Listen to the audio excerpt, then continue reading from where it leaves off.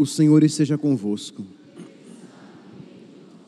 Proclamação do Evangelho de Jesus Cristo segundo Mateus. Naquele tempo, disse Jesus aos seus discípulos esta parábola. Um homem ia viajar para o estrangeiro, chamou seus empregados e lhes entregou seus bens.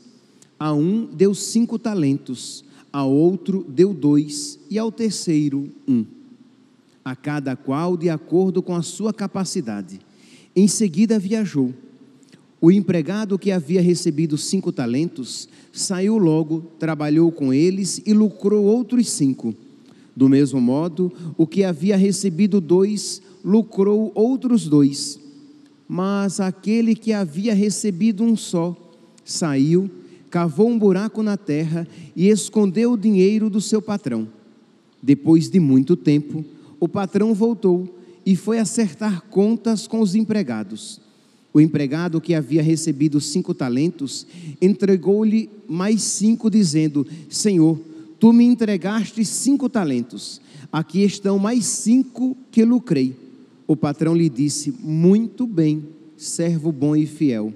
Como foste fiel na administração de tão pouco, eu te confiarei muito mais. Vem participar da minha alegria. Chegou também o que havia recebido 2 talentos e disse: Senhor, tu me entregaste 2 talentos, aqui estão mais 2 que lucrei. O patrão lhe disse: muito bem, servo bom e fiel. Como foste fiel na administração de tão pouco, eu te confiarei muito mais. Vem participar da minha alegria. Por fim, chegou aquele que havia recebido 1 talento e disse: Senhor, sei que és um homem severo, pois colhes onde não plantaste e ceifas onde não semeaste. Por isso fiquei com medo e escondi o teu talento no chão. Aqui tens o que te pertence. O patrão lhe respondeu: servo mau e preguiçoso, tu sabias que eu colho onde não plantei e que ceifo onde não semeei? Então devias ter depositado meu dinheiro no banco, para que ao voltar eu recebesse com juros o que me pertence. Em seguida o patrão ordenou: tirai dele o talento e dai-o àquele que tem 10, porque a todo aquele que tem será dado mais e terá em abundância, mas daquele que não tem, até o que tem lhe será tirado. Quanto a este servo inútil, jogai-o lá fora na escuridão, ali haverá choro e ranger de dentes. Palavra da salvação.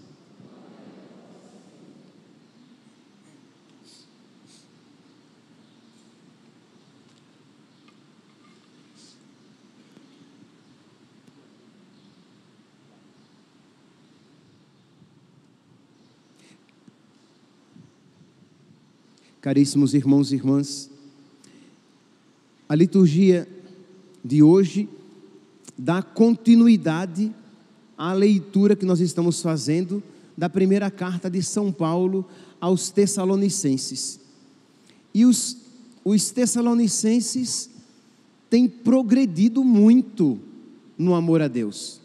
Vocês podem ver que as cartas de São Paulo, as suas palavras são sempre palavras que expressam uma grande tranquilidade, diferente de outras comunidades, quando São Paulo escreve que ele demonstra uma severidade, uma repreensão, uma crítica, um pesar, uma tristeza. No caso aqui dos Tessalonicenses, na primeira carta, São Paulo demonstra uma tranquilidade, uma alegria, porque os Tessalonicenses estão sendo generosos com Deus. Eles não estão vivendo a sua fé de uma maneira mesquinha, mas eles estão vivendo generosamente. Eles não estão seguindo apenas aquilo que é obrigatório, eles estão fazendo aquilo que agrada a Deus. Eles estão sendo guiados não pelo temor do castigo, mas eles estão sendo guiados pelo amor a Deus, pelo desejo de dar alegria a Deus.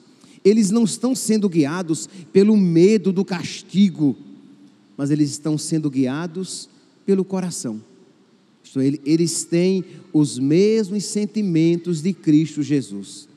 Então nós vemos na leitura de hoje, aqui no capítulo 4 da primeira carta de São Paulo aos Tessalonicenses, quando São Paulo diz assim: olha, eu não preciso nem escrever nada para vocês, eu não preciso nem ensinar nada para vocês, porque vocês já estão aprendendo tudo diretamente de Deus. 1 Tessalonicenses, capítulo 4, versículo 9: não é preciso escrever-vos a respeito do amor fraterno, pois já aprendestes de Deus mesmo a amar-vos uns aos outros, e é o que já estáis fazendo. Aqui nos traz à memória aquele texto do profeta Jeremias, no capítulo 31, versículo 31 e seguintes, quando Deus promete que Ele inscreverá em tábuas de carne a sua lei, porque a lei, a primeira lei, a primeira aliança, foi escrita em tábuas de pedra, quer dizer, era uma lei externa ao homem, que não mudava o homem por dentro, era uma lei que mostrava ao homem o que ele deveria viver, mas ao mesmo tempo mostrava ao homem o que ele era incapaz de viver. Por isso, São Paulo vai dizer que a lei mata. Isto é, por quê? Porque o povo da primeira aliança conhecia a vontade de Deus, mas não se sentia interiormente preparado para vivê-la. Mas Deus promete que Ele inscreverá em tábuas de carne no coração a sua lei, de modo que essa lei, ela transformará o nosso interior, de modo que essa lei no Espírito Santo nos capacitará. Deus mesmo agirá em nós e cumprirá em nós a sua lei. Ela se manifesta perfeitamente em Jesus Cristo e naqueles que, unidos a Jesus Cristo, receberão o Espírito Santo. É tanto que lá em Lucas, no capítulo 22, no versículo 20, e também nos outros evangelhos, nós iremos encontrar aquela passagem que nós ouvimos todos os dias na Santa Missa: este é o cálice do meu sangue, o sangue da nova e eterna aliança, que será derramado por vós. Este é o cálice do meu sangue, o sangue da nova e eterna aliança. Então, essa nova aliança, ela aconteceu em Jesus, mas quando nós nos unimos a Jesus, ela também pode acontecer em nós. Isto é, os mandamentos de Deus se tornam uma necessidade. Amar se torna uma necessidade, e o amor nos leva a fazer coisas que nenhuma lei pede. Isto é, quando você é movido pelo amor, você sempre quer fazer mais. Você nunca está satisfeito com aquilo que é exigido a você. Sei lá, quando uma pessoa muito amada pede algo a você, se possível for, você faz não só aquilo que ela pede, mas faz até aquilo que ela não pediu. Isso é próprio de quem ama. Então, se alguém pediu para você fazer um serviço, você tentará fazer mais do que aquilo que foi pedido. Por quê? Porque é próprio do amor. É por isso que o salmista diz a respeito de Deus: fizestes muito mais que prometestes. Porque Deus é amor, e Deus sempre faz muito mais.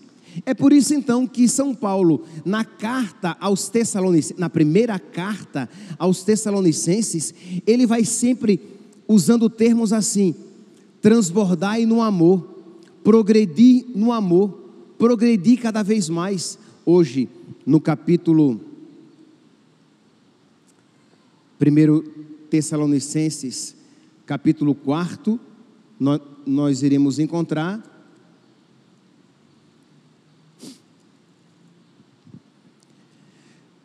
no versículo 10, nós só podemos exortar-vos, irmãos, a progredirdes sempre mais. Isto é, não tem mais nenhuma lei que nós precisemos ensinar. Então, eu digo, progridam ainda mais. Isso ele disse hoje, na leitura de hoje, mas nós ouvimos ontem, 1 Tessalonicenses, capítulo 4, versículo 1. Fazei progressos ainda maiores. Eles estavam progredindo, e São Paulo vê que eles estão agindo além da obrigatoriedade da lei. Então São Paulo diz o quê? Fazei progressos ainda maiores. Na quinta-feira, nós ouvimos em 1 Tessalonicenses, capítulo 3, versículo, no versículo 8, ele diz: vós já estáis firmes no Senhor. Então, que o Senhor vos conceda que o amor entre vós aumente e transborde sempre mais.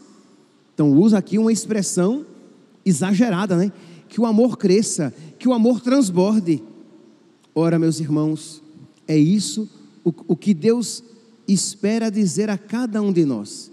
Mas é triste quando o nosso coração está tão tacanho que Deus não pode dizer ainda que o amor transborde, se nós vivemos calculando o pouquinho de amor que damos a Deus. Deus ainda não pode dizer, fazei progressos ainda maiores, quando nós ainda estamos amarrados a pequenas coisas, quando você ainda está, amarrado a pecados mortais, quando você está amarrada às suas vontades. Como é que Deus vai dizer, fazei progressos ainda maiores, se nem o básico da vida cristã ainda está sendo vivido?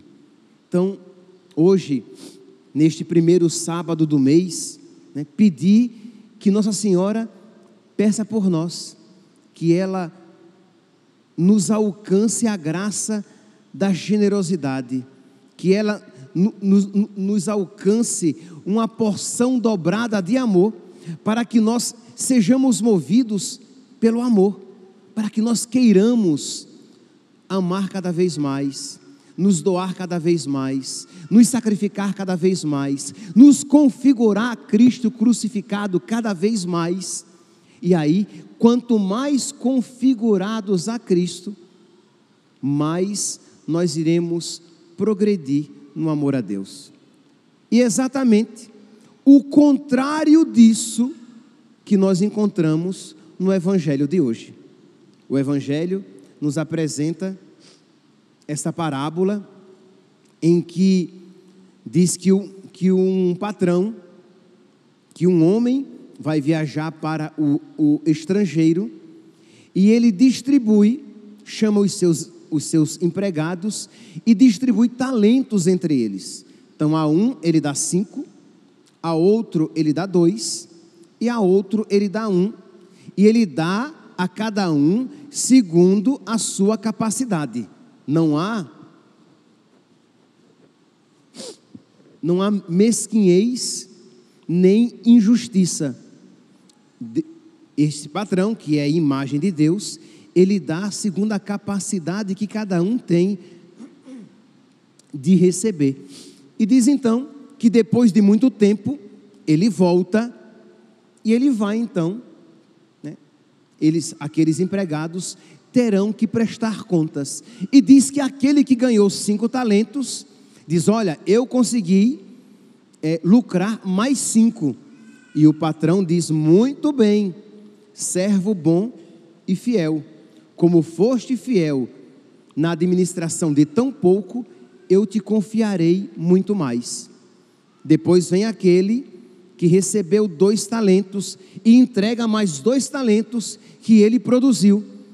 Mas depois vem aquele que recebeu 1 talento e que, por preguiça, por falta de generosidade, por preguiça, ele enterrou aquele talento e não produziu nada. E ainda colocou a culpa em Deus, ainda colocou a culpa no patrão. Olha, eu sei que o Senhor é muito radical, é muito exigente, que o Senhor colhe onde não planta. Então eu, com medo, quer dizer, a culpa é do Senhor, eu, com medo, eu enterrei o talento. E qual é, meus irmãos, a resposta de Deus? Servo mau e preguiçoso. Isto é, ele estava apenas procurando uma justificativa para a sua maldade e a sua preguiça. Ele estava apenas procurando uma justificativa para a sua pouca generosidade em colaborar com a graça de Deus. Quer dizer, quando nós olhamos os cristãos em Tessalônica, nós vemos uma total generosidade. São tão generosos que agora eles estão sendo ensinados pelo próprio Deus. São tão generosos que eles estão progredindo cada vez mais, fazendo progressos cada vez maiores. Estão transbordando no amor. Por quê? Porque existe generosidade. Mas, meus irmãos, quando não existe generosidade, nós vamos perdendo até aquele pouco que nós tínhamos. Apliquemos isso à nossa vida espiritual. Se você for generoso com Deus, se você colaborar com a graça de Deus, se você não for uma serva preguiçosa, se você não for um servo preguiçoso, você que tem, terá cada vez mais a graça de Deus no seu coração, os dons de Deus no seu coração, e você vai transbordar cada vez mais no amor de Deus, sendo ensinado pelo próprio Deus. Mas se você, por preguiça, por má vontade, por falta de generosidade, por não querer colaborar com a graça de Deus, por querer que Deus faça aquilo que Ele pede que você faça, e Deus não fará por nós aquilo que Ele espera de nós, Ele nos concederá a graça para que nós façamos. Ele nos ajudará, mas cabe a nós. Pois bem, quando você então, por preguiça, por falta de generosidade, por não colaborar com Deus, quando você se trava na sua vida espiritual, você não só não progride, como você regride. Na vida espiritual, nunca se está parado. Ou você está crescendo, ou você está regredindo, diminuindo. E exatamente então este é o sentido que nosso Senhor diz o que? Olha, a quem tem, será dado. Então pense em alguém que é generoso, que é dócil, que procura amar a Deus aqui neste mundo. Está progredindo, está fazendo progressos cada vez maiores, está transbordando no amor. Agora pense naquela pessoa batizada, que fez a primeira comunhão, que é até crismada. Então ela tem graças que lhe foram dadas, mas se ela não está colaborando com a graça de Deus, ela está perdendo até aquilo que ela tinha recebido. O diabo vai arrancando da sua alma. Aqui me vem à mente aquela parábola do semeador, daquelas sementes lançadas e que as aves do céu vêm e comem e levam. Então isso, meus santos, acontece na vida espiritual de todos nós.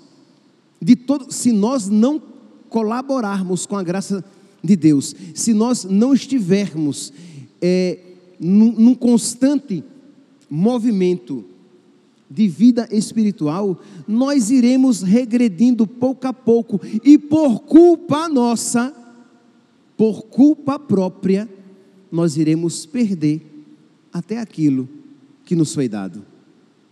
Essa é uma passagem que não poucas vezes as pessoas vêm às vezes e perguntam: eu não entendo, parece até uma injustiça que Deus dá a quem tem, e tira até o pouco daquele que pouco tinha. Deus dá a quem tem, compreendamos aqui, na vida espiritual. Por quê? Porque aquela pessoa está sendo generosa e colaborando com a graça de Deus. E aquela pessoa perde até o pouco que tinha, por maldade, preguiça, falta de generosidade e colaboração. A palavra de nosso Senhor aqui é uma palavra que desvela o coração daquele servo que queria colocar a culpa no seu patrão, dizendo que ele era muito severo e ele estava com medo e por isso enterrou. Servo mau e preguiçoso. Meus irmãos, depois desta palavra, nós temos diante de nós a primeira leitura, ou melhor, o texto aos Tessalonicenses, cristãos generosos, dóceis, que estão progredindo, que estão colaborando, que estão procurando fazer mais do que aquilo que a lei em si pede. E encontramos este servo mau e preguiçoso, mesquinho, que mal fez aquilo, o mínimo que lhe era esperado. Quem é você nessa história? Como você tem se comportado nesses últimos meses? Em que estado se encontra a sua alma? E é fácil de responder. Isso não é uma pergunta muito difícil para ser respondida. Como tem sido a sua vida de oração? Você tem sido generoso ou mau e preguiçoso? Má e preguiçosa?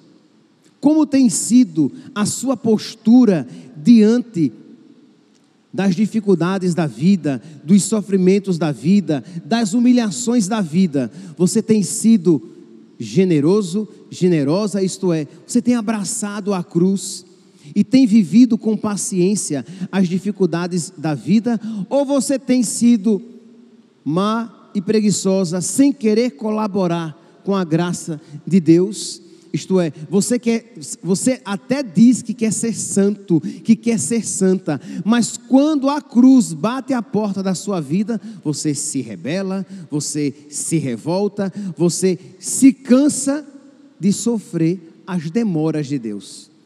E como diz a palavra de Deus, sofre as demoras de Deus. Você tem sido generoso, você tem sido generosa em sofrer a cruz na sua vida? Como tem sido a sua vida de caridade? Você tem procurado viver a caridade, ser caridoso na paciência, caridoso no tempo que você dá aos seus filhos, à sua esposa, caridoso na ajuda que você pode conferir, ajuda financeira até, que você pode conferir a alguém? Ou você tem sido mesquinho, isto é, você não quer se doar, você está com os olhos sempre voltados para você e para as suas necessidades? Quem tem sido você nessa situação? Pode ser, meus irmãos, que diante dessas perguntas, muitos aqui digam assim: Padre, infelizmente, eu mais tenho me assemelhado ao servo mau e preguiçoso que aos generosos tessalonicenses, que estavam fazendo progressos cada vez maiores. Pois bem, então hoje, meus santos, neste primeiro sábado do mês, voltemo-nos para Nossa Senhora e peçamos que ela nos alcance a graça de um coração diferente. Ela que teve a graça, de gerar o Filho de Deus, de trazer, com as suas entranhas, formar o Filho de Deus no seu seio, que ela nos alcance um coração novo. Que ela, como boa mãe, como mãe de misericórdia, como mãe da sabedoria, ela sabe como educar a nós, os seus filhos. Que ela nos eduque no caminho do Evangelho, no caminho da fé, no caminho do amor, no caminho da santidade. Reconheça, diga assim: minha mãe, eu sou difícil, eu sou tão preguiçosa, eu sou tão mal, eu tenho tanta má vontade em progredir. Eu sei até o que é certo, eu sei até qual é o melhor caminho, mas eu sou preguiçosa, mãe. Eu sou preguiçoso, eu não tenho dado passos, eu não só não tenho progredido, como eu sequer tenho dado passos na vida espiritual. Ajuda-me, mãe, toma-me pela mão e não permita que eu me perca. Não permita que seja dito a mim o que a este servo mau e preguiçoso foi dito, porque no final dos tempos, o que aconteceu a eles, acontecerá a nós. O Senhor pedirá contas dos talentos que Ele nos concedeu. E o que é, meus santos? O que é que será dito a nós? Muito bem, servo bom e fiel, eu vos confiarei muito mais. Vem participar da minha alegria. Ou, servo mau e preguiçoso, afastai-vos de mim, malditos, destinados ao fogo do inferno. Meus irmãos, peçamos a Nossa Senhora, sabendo que nós não merecemos o que estamos pedindo, mas hoje, mais do que nunca, no primeiro sábado do mês, é o seu dia, e nós hoje a invocamos como Mãe da Misericórdia. Para terminar, nós todos somos filhos, e nós sabemos que há dias em que as nossas mães estão muito predispostas a dar o que nós pedimos. Tem dias que elas estão, as nossas mães aqui na terra, né? Que elas estão mal-humoradas, que elas estão de mau humor, e não adianta pedir nada que a resposta será não. Mas há dias que elas estão cantarolando, que elas estão ternas, que elas estão generosas, e nós sabemos que podemos alcançar muito, porque ela está de bom humor. Pois bem, a nossa mãe é sempre boa, a nossa mãe é sempre predisposta a conceder graças de conversão, graças espirituais. Peçamos como filhos, peçamos com toda a confiança, peçamos com humildade, peçamos com toda a certeza de que ela quer nos conceder a graça de nós nos assemelharmos cada vez mais ao seu Filho Jesus. Mas que ninguém hoje saia desta igreja, que ninguém hoje deixe de ouvir esta homilia sem pedir a Nossa Senhora Mãe de Misericórdia, que conceda a cada um a graça de um coração semelhante ao coração de Jesus. Louvado seja nosso Senhor Jesus Cristo, para sempre seja louvado.